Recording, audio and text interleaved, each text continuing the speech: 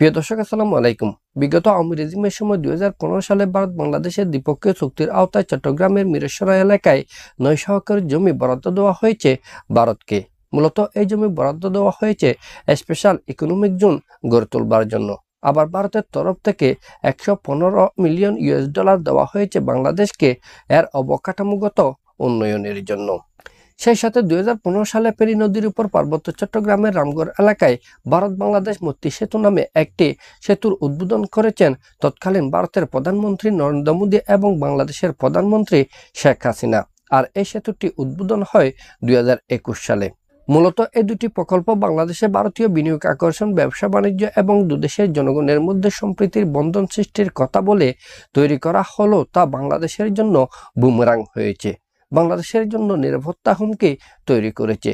কারণ আমরা গত জুলাই আগস্টে ঘটে যাওয়া গণঅভ্যুত্থান পরবর্তী সময়ে দেখেছি ভারতীয় মিডিয়ার লম্পজম্পের কাহিনী।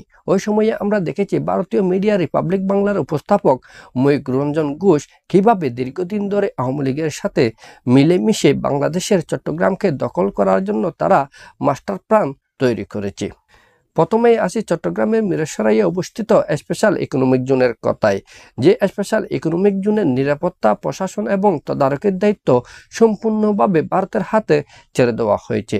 এখন কথা হচ্ছে, ভারত যদি এই ইকোনমিক জোনের নিরাপত্তা, প্রশাসন এবং তদারকির অজুহাত তুলে এখানে ভারতীয় সেনাবাহিনীর মজুদ ঘটায়, তাহলে বাংলাদেশের কিছু থাকবে না।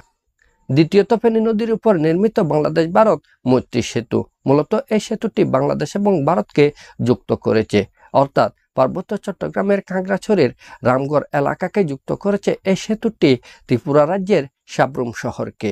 আমরা যদি বঙ্গোপসাগর তথা চট্টগ্রাম বন্দর হতে এই বাংলাদেশ ভারত মৈত্রী সেতু পর্যন্ত পথটুকুকে বিবেচনায় নিই, তাহলে দেখতে পাবো এই পথের দৈর্ঘ্য মাত্র 80 কিলোমিটার। তাই এখন থেকে আমাদেরকে এই বিষয়গুলো বিবেচনায় নিতে হবে বাংলাদেশের অখণ্ডতা ধরে রাখার জন্য।